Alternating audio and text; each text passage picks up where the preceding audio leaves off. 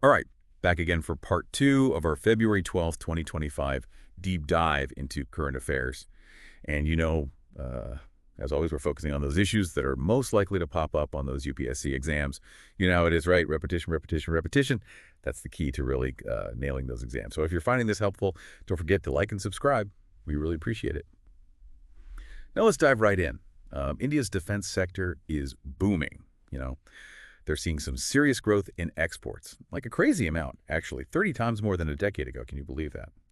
And speaking of defense, what better place to see this growth in action than Aero India, Asia's biggest air show, happening right now in Bengaluru? Yeah, it's quite impressive. And this year's theme, Bridge, that's building resilience through international defense and global engagement, it really drives home this shift we're seeing in India. They're moving beyond just buying defense equipment, they're becoming a major manufacturer. Okay, yeah, I see that. So this push for defense indigenization, what exactly does that mean, and why is it so important for India?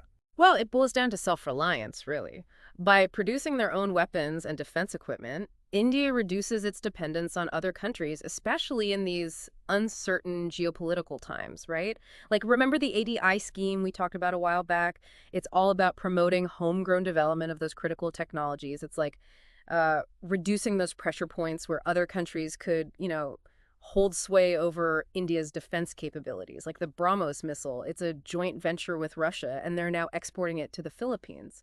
It's a big deal. It marks India's arrival as a real player in the global arms market. So it's Yeah. like a win-win, right? Yep. Stronger defense, more exports, better partnerships all around. Plus, I'm guessing this has some serious economic perks for India, too. Absolutely. A strong defense sector, it's a real economic engine, creates high-skilled jobs, drives innovation, and attracts foreign investment. Remember, Make in India. It's more than just a slogan. It's a strategy to transform India into a global manufacturing powerhouse, and, defense manufacturing plays a key role in that vision. Yeah, definitely. But let's be real, there must be some challenges, too, right? It can't all be smooth sailing. Of course. Indigenization isn't easy. You need massive investments, technology transfers, and building a skilled workforce. And then there's the competition, going up against the established global players in the defense market. But, maybe we can delve into those hurdles a bit later. For now, let's switch gears to a different kind of defense. India's fight against diseases like lymphatic filariasis. Some people might know it as elephantiasis. India's just kicked off a massive campaign to eliminate this disease by 2027, and that's actually 3 years ahead of the global target. Wow, that's really ambitious. But hold on, could you remind us what lymphatic filariasis is again? Just to refresh our memory, what makes it such a big public health challenge, especially for a country like India? Sure, it's a neglected tropical disease caused by parasitic worms, and these worms spread through mosquito bites. It can lead to chronic swelling, in the limbs and scrotum. It causes immense suffering and disability. And in India, it's a real problem in several states. It's impacting millions, especially those in vulnerable communities. Oh, that's terrible. So how is India tackling this? What's the game plan for this elimination campaign? They're calling it the Mass Drug Administration Campaign, or MDA. It's led by the National Center for Vector-Borne Diseases Control. They're going door to door in these affected areas and administering medication to entire communities. It doesn't matter if they show symptoms or not. It's all about prevention, stopping the spread of the parasite at the source.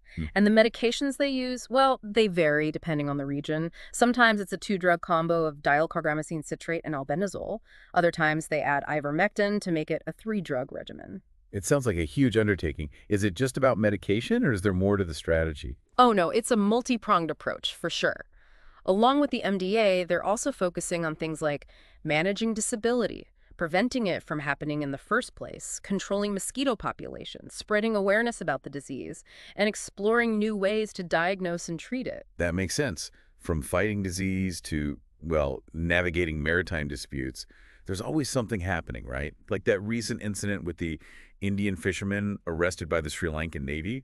It's not just a random event. It's part of a long-running conflict over fishing rights in the Pak Bay. Yeah, the Pak Bay, it's a narrow strip of water between India and Sri Lanka, a really rich fishing ground, but it's also been a flashpoint for a while now. Tamil Nadu fishermen, they often cross the international maritime boundary line, and that leads to these, clashes with Sri Lankan authorities. And this tension, it goes way back. It's rooted in historical agreements, geographical factors, and, economic pressures on both sides. Okay. Take us back a bit. What's the history behind this dispute? How did it all begin? Well, you can trace it back to the 1970s. In 1974, there was an agreement that gave the island of Kachethevu to Sri Lanka. And while Indian fishermen were still allowed to do certain things there, like drying their nets or attending the annual St. Anthony's Church Festival, it really shifted the dynamics. Then in 1976, another agreement further defined the maritime boundaries, but it didn't really solve the core issues. I see. So these agreements didn't exactly put an end to the dispute. What keeps the tensions simmering? Well, fish stocks are declining, and that's partly due to practices like bottom trawling. That means more competition. And then you have traditional fishing practices and economic pressures on both sides of the equation. Like the fishermen in Tamil Nadu, they often depend on traditional fishing grounds that are now within Sri Lankan waters. It's a clash of livelihoods, territorial claims, and how to manage resources. So it's not just about lines on a map, it's about people's lives. What's being done to try and de-escalate things and find a solution that works for everyone. Well, both countries are talking. They have a joint working group to explore options like joint patrols, better resource management, and even using technology like GPS to keep track of fishing activities and prevent those accidental crossings.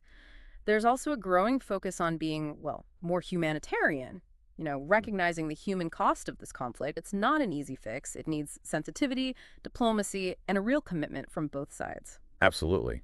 It's a good reminder that even things that seem far away can have a real impact on people's lives. Okay, moving on from fishing disputes, let's get into something that might seem a bit technical. The Harmonized System, or HS for short, and how it affects India's special GI-tagged rice varieties, those varieties like basmati that are famous worldwide. Well, India's gone and introduced new HS codes just for those varieties, all to boost exports and protect their unique identity. Yeah, it might seem like a bureaucratic thing, but it's actually quite strategic when you think about the global marketplace. Think of the HS system as a universal language for classifying goods in international trade. Over 200 countries use it. Every single product gets a unique 6-digit code, and that ensures everything runs smoothly, from customs processing and tariff calculations to analyzing trade data. Okay, I'm starting to see the bigger picture. But break it down for us. How do these new codes specifically help those GI-tagged rice varieties? It's like giving them a passport, a distinct identity in the global trade system.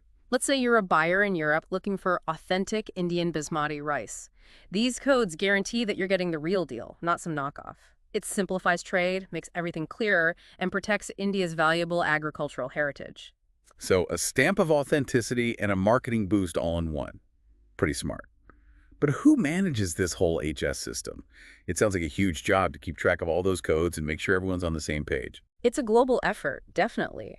The World Customs Organization, or WCO, they're the ones in charge. They update and maintain the whole system. They have a dedicated committee that meets regularly to review and refine the codes, making sure they stay relevant in the ever-changing world of trade.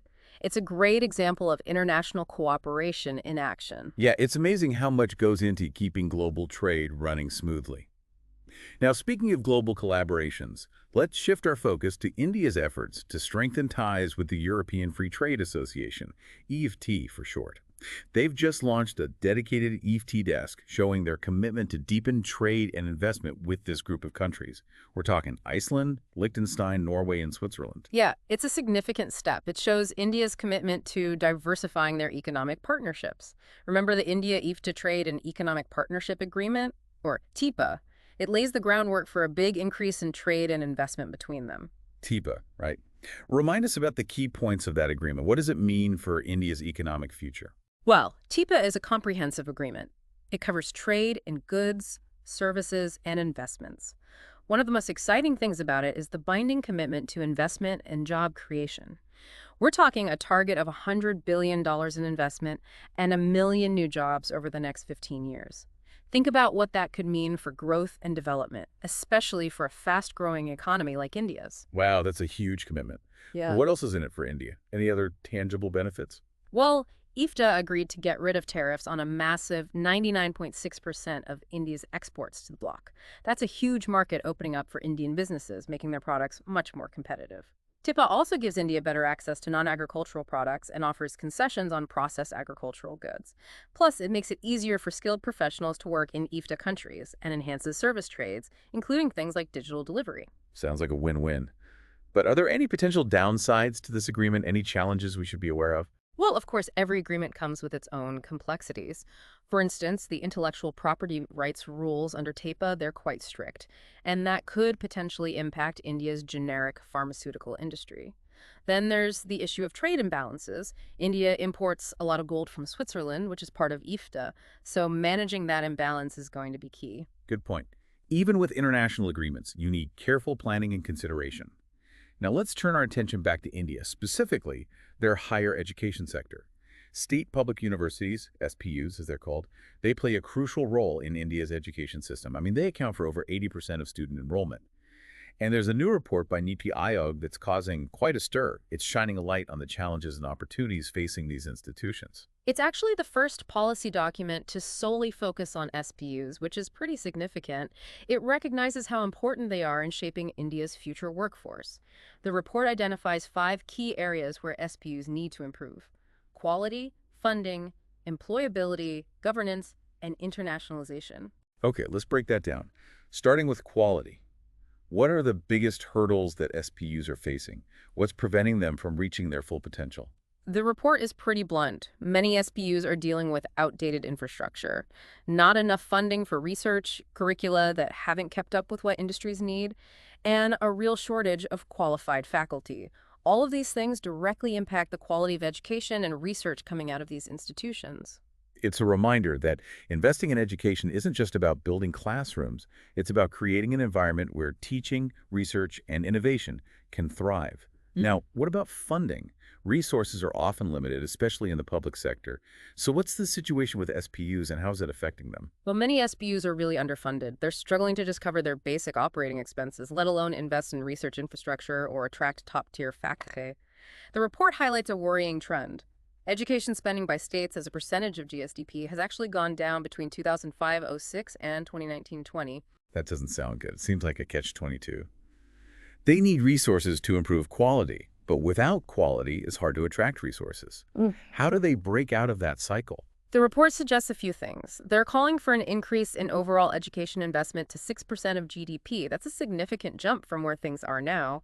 But they also recognize that SPUs need to explore other funding avenues, like self-finance programs, alumni contributions, corporate social responsibility initiatives, and public-private partnerships. So diversifying their funding is crucial. Now, what about the students themselves? How are graduates from SPUs doing in the job market? Are they employable? Yeah, that's another concern highlighted in the report. There's often a gap between what's taught in the classroom and what employers are looking for. Many graduates lack practical training, real-world experience, and the soft skills you need to succeed in a competitive job market. So it's not just about getting a degree, it's about having the skills to actually use that degree. What are some of the recommendations for bridging that gap? Closer collaboration between SPUs and industries is a big one. That means promoting internships, offering programs to develop specialized skills, and even fostering an entrepreneurial mindset among students. It's about preparing graduates for the future of work, not just for jobs that exist right now. That's an important distinction. Okay. Okay, moving on to governance. Are there any structural problems within SPUs that are holding them back? The report points out a few things. SPUs often lack autonomy in decision-making, especially when it comes to hiring faculty and setting academic standards. The accreditation process, which is vital for quality assurance, is seen as being too complicated and expensive. So streamlining processes, giving institutions more power, and ensuring accountability are key. What about internationalization? Is that even a priority for SPUs, given all the other challenges they're facing? It might seem like a luxury, but the report argues that it's essential for SPUs to thrive in a globalized world. Right now, they're struggling with things like limited funding for international collaborations, a lack of infrastructure to attract foreign students, and outdated curricula that don't meet global standards. So it's about broadening their horizons, promoting cultural exchange, and preparing students for a world that's increasingly interconnected. Clearly, improving SPUs is a complex issue. It needs a comprehensive approach, collaboration from different stakeholders, and long-term investment. But the potential payoff in terms of a skilled workforce, a thriving research ecosystem, and a more prosperous nation is huge. Absolutely. It's an investment in India's future. Now, we've covered a lot today, but we still have some interesting developments to discuss. Indeed. The world of current affairs never stops. Why don't we move on to our rapid-fire round, where we can touch on some other important news items you should know about. Sounds good. Get your notepads ready, everyone. First up, we have news from Aero India. India's defense minister met with his counterpart from Zambia. It's a sign of India's growing defense partnerships in Africa. Speaking of Zambia, it's a landlocked country in southern Africa, known for its tropical climate, major rivers like the Zambezi, and its highest peak, Mafinga Central. Next, some good news from the agricultural sector. India's Bharat Biotech, along with ICAR, has developed a new vaccine for lumpy skin disease. It's called Lumpy Vaccine, and it's just been licensed by the Central Drug Standards Control Organization. It's a big deal because lumpy skin disease is a viral infection that mainly affects cattle and causes huge financial losses for farmers. It really shows India's growing capabilities in research and development. It's a positive sign for the agricultural community. Now let's switch to the energy sector, where India and the UK have started the second phase of their ASPIRE program. ASPIRE stands for Accelerating Smart Power and Renewable Energy in India, and it's all about promoting clean energy. This new phase will focus on three main areas: reliable, round-the-clock power, expanding renewable energy, and making industries cleaner, less polluting. The program reflects a shared commitment between the two nations to tackle climate change and build a more sustainable energy future. Okay, and speaking of government initiatives, there have been some changes to the Market Intervention Scheme, or MIS. It's now part of the PM-ISHA scheme, which aims to protect farmers' incomes and ensure fair prices for their produce. The MIS comes into play when market prices for certain essential agricultural commodities drop significantly. The government steps in and buys those products from farmers at a preset price, preventing distress sales and ensuring farmers get a fair deal. The latest changes have increased the amount the government can buy, giving farmers more support. All right, shifting to defense cooperation now. India and Egypt are preparing for a joint military exercise called Cyclone 2025. It's going to take place in the deserts of Rajasthan and will focus on sharing special forces, skills, and tactics for desert warfare. It really highlights India's strategic interests and their commitment to building strong defense partnerships in the region. Okay, now for really interesting development in the medical field. Doctors have successfully performed a cross-blood transplant using the extremely rare Bombay blood group. It's remarkable. The Bombay blood group, also known as the HH blood group, is incredibly rare, which makes transfusions really challenging. People with this blood type can only receive blood from other Bombay blood group donors. Even the universal donor, type O, won't work. Wow. It really shows how complex blood transfusions are and the need for research and innovation in this field. And finally, let's wrap up our rapid-fire round with some exciting news from the world of science. Researchers have made a groundbreaking discovery in graphene. It's often called the material of the future, This new discovery involves a specific type of graphene called twisted bilayer trilayer graphene. Scientists have discovered that electrons in this material can form a unique structure that allows for resistance-free flow of current along the edges. Okay, I'm intrigued. Why is this discovery so important? What could it mean for the future? Well, this new quantum state could revolutionize quantum computing. You see, noise is a big problem in quantum computing. It makes it hard to develop reliable quantum computers. But this discovery could change that, leading to faster, more powerful, and more energy-efficient quantum computers. It could open up a whole world of possibilities across various fields. Well, that was quite a whirlwind tour of current affairs. From defense deals and public health campaigns to international agreements and scientific breakthroughs, it seems like the world never stands still. But don't worry, we'll break it all down and connect the dots in our next segment. Before we get back to those quick hits, let's step back for a minute and look at the big picture. We've been talking about India's booming defense exports, the push to make things at home, the issues state public universities are facing, and even that amazing discovery about graphene. It might seem like a bunch of random things, but there's a connection there. Okay, I see what you mean. What's the underlying theme here? It's all about India's ambition. They want to be a global leader, not just in economics, but in technology, innovation, and global influence. Strengthening their defense, investing in cutting-edge research, and even improving higher education. It's all part of the same goal, a stronger, more independent India. It's like you always say, for UPSC aspirants, it's not enough to just memorize facts. We have to understand the why, the strategy, how it all fits together, like figuring out the code behind India's growth story. Exactly. It's about understanding the motivation behind the action. And that brings us back to India's push to boost exports of those unique GI-tagged rice varieties. Giving them their own HS codes, it's more than just paperwork. It's about building a brand. Right, giving them a special pass to the global market. But it's not just about the money, is it? What's the bigger message India's sending? They're showing off India's rich agricultural history and protecting those unique products. Hmm. You know, those GI-tagged varieties like basmati rice, they're more than just food. They represent centuries of tradition, knowledge, a connection to specific places. It's about preserving that legacy while also using its economic potential. Like saying, hey world, look what we've got. It's special, and we're proud to share it. All right, back to those quick hits.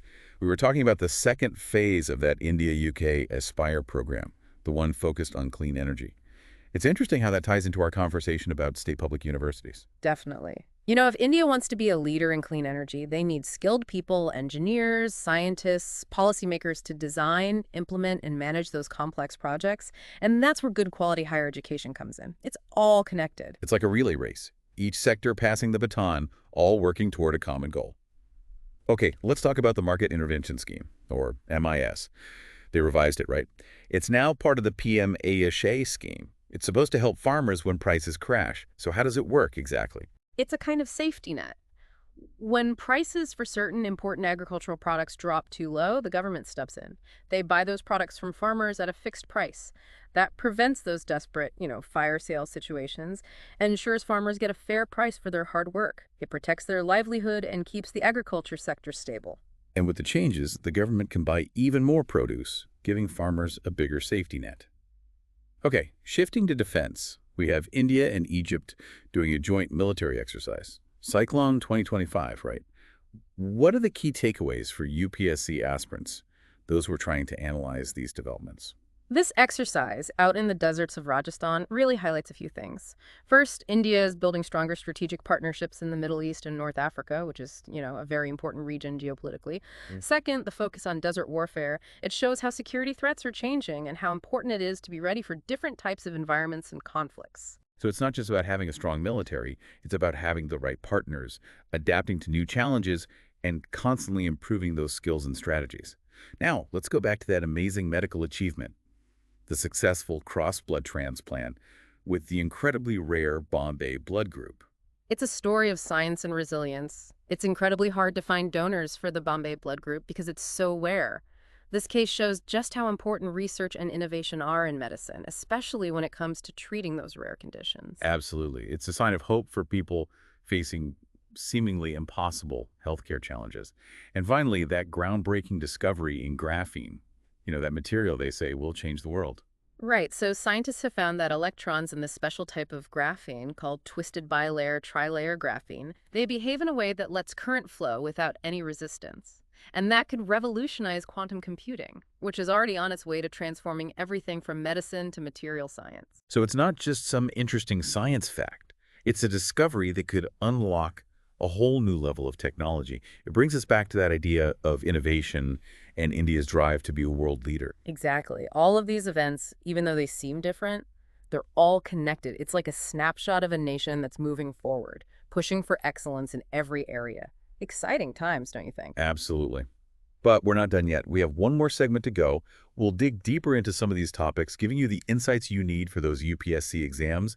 So stick with us for part 3, where we'll connect the dots and leave you with some thought-provoking questions to ponder. Welcome back, everyone, to the final part of our February 12th, 2025 deep dive. We've covered a lot of ground, but now it's time to really make those connections and see how today's news can help you ace those UPSC exams. Exactly. Let's dive deeper into one of the most important things we've talked about, the NETI IOG report on state public universities. Remember those 5 key areas: quality, funding, employability, governance, and internationalization. Let's focus on quality for a minute. It's the foundation of it all, really. Right, because what good is a university if it doesn't offer good education? Yeah. So what's holding back those SPUs? What are the roadblocks to achieving real quality? Well, the report doesn't sugarcoat it. Many SBUs are struggling with outdated research infrastructure, not enough money for research projects, courses that are out of touch with what industries need, and a shortage of qualified teachers. It's a combination of challenges that really impacts the quality of education and research they can produce. It's like a chain reaction, isn't it? One problem leads to another, and it's tough to break free. But the report doesn't just complain, it offers solutions, right? Mm.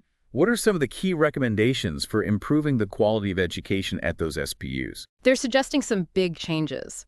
They're calling for a comprehensive national research policy, one with clear goals, enough funding, and a simpler process for researchers to get grants and resources. It's about creating a whole environment that encourages research and innovation within SPUs. So a clear vision and concrete steps to back it up. What about the actual courses? How can they make sure what they teach is relevant and prepares students for the jobs of the future? The report stresses the need to constantly update those courses, incorporating the latest industry trends, new technologies, and modern teaching methods. And it's not just about the academic stuff, it's also about teaching those essential soft skills, communication, problem solving, teamwork, the skills you need to succeed in any field. It's about producing well-rounded individuals, not just people with degrees. And we can't forget about the faculty. Attracting and keeping talented professors is essential for any university, but it's especially tough for SPUs with tight budgets. Definitely. The report addresses this and recommends a multi-pronged approach, as they call it, offering competitive salaries, creating clear career paths, providing incentives for research and professional development, and even making the hiring process smoother and more attractive to potential candidates. It's about creating a place where talented teachers feel valued and supported and where they can make a real difference. So improving the quality of education at SBUs, it's not a simple fix. It needs a holistic approach, cooperation from different groups, and a commitment to long-term investment. But the benefits, a skilled workforce, a strong research environment, and a more prosperous nation are huge. No doubt about it. It's an investment in India's future. Now, before we finish up today, let's leave our listeners with something to think about. We've talked about India's growing defense strength, the move towards clean energy, the challenges faced by those state public universities, and that incredible discovery with graphene. These might seem like separate things, but they tell a bigger story. India's aim to be a global leader in the 21st century. It's a story that's still unfolding. And you, as UPSC aspirants, you have a role to play in shaping it. So here's a question for you to ponder. How can India use its greatest strength, its young population, to achieve these big goals? How can we make sure that every young person in India has the chance to contribute to the country's progress? That's a question that makes us think about education, skills training, job creation, and building an environment where innovation and entrepreneurship can thrive. It's a challenge, but also a huge opportunity. And through informed conversations, critical analysis, and a commitment to action, we can turn that challenge into a success story. And on that note, we'll wrap up this deep dive. Thanks for joining us. If you found it helpful, hit that like button, subscribe, and share it with your fellow UPSC aspirants. Until next time, keep learning, keep asking questions, and keep pushing for excellence.